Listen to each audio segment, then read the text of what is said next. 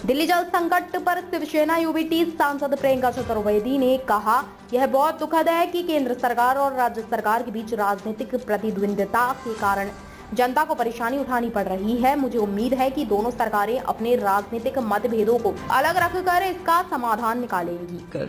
यहाँ की आम जनता सफर कर रही है और सुप्रीम कोर्ट को उसमें इंटरवीन करना पड़ रहा है। क्या केंद्र सरकार सिर्फ एक तमाशा देखने वाली सरकार है? क्या राज्य सरकार को इस समय पे समर्थन नहीं दे सकती है? ये वही दिन याद दिलाता है जैसे कोविड के समय पर त्राही त्राही मची हुई थी ऑक्सीजन सप्लाई को लेकर दिल्ली में। जनता त्रस्त थी, जनता मर रही थी, पर आपसी मतभेद को लेकर जनता को दरकिनार किया गया था। ये दुखद स्थिति है और इस समय पर दोनों सरकारों को मिलकर, क्योंकि उसमें पार्शियल अगर बार बार कहा जाता है कि कॉन्स्टिट्यूशनल रिस्पॉन्सिबिलिटी केंद्र सरकार की है दिल्ली स्टेट को संभालने में, तो ये जिम्मेदारी का निवारण करने भी केंद्र सरकार की जिम्मेदारी होती है। मैं उम्मीद करती हूं कि दोनों अपने पर्सनल डिफरेंसेस, पॉलिटिकल डिफरेंसेस अलग रखकर इसका एक सोल्यूशन ढूंढेंगे और किसी तरीके हरियाणा से हो, नेबरिंग स्टेट से हो, एक सपोर्ट देकर जनता की जो पानी की दिक्कतें हैं उसको रिजॉल्व किया जाएगा।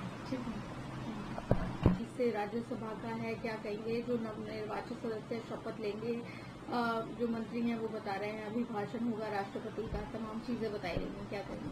सबसे पहले तो सारे नवनिर्वाचित सांसदों को मैं बधाई देना चाहूंगी और मैं उम्मीद करूंगी कि अपने ओथ पर खरे उतरेंगे और अपनी कॉन्स्टिट्यूंसीज के लिए जो सेवा का उन्होंने भाव दिखाया है, सेवा का वादा कर जनता से मत पाया है, उसको पूर्ण तरीके से निभाएंगे। और साथ ही साथ जो अभी काउंसिल ऑफ मिनिस्टर्स बने हैं उसमें कोई फेरबदल ना देकर और ऑपोजिशन को एक बड़ा मौका जो जनता ने दिया है, ऑपोजिशन भी अपना कर्तव्य निभाएगी। और प्रजातंत्र की यही खूबसूरती है कि अगर सत्ता पक्ष को जिम्मेदारी देते हैं तो विपक्ष को भी जिम्मेदारी मिलती है, जिसका पालन आज तक 2 टर्म्स हो गए प्रधानमंत्री के नहीं हुए हैं। उम्मीद करते हैं कि इस सत्र में और आने वाले सत्रों में लोकसभा में प्रधानमंत्री ज्यादा दिखेंगे और अकाउंटेबिलिटी जो होती है right from the prime minister's office उसको पूर्ण तरीके से निभाएंगे। जम्मू कश्मीर का है, डोडा में सेना की चौकी पर हमला हुआ। इससे पहले जो यात्री यात्रा करके लौट रहे थे वैष्णो देवी की, वहां पर भी दर्दनाक जो हादसा हुआ।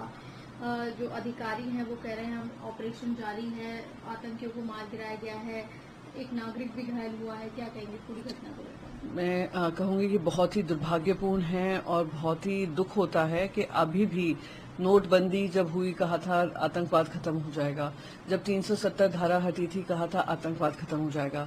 जो गृह मंत्री इन सबके जिम्मेदार रहे हैं फर्स्ट टर्म, सेकंड टर्म, उनको फिर से थर्ड टर्म दिया गया है।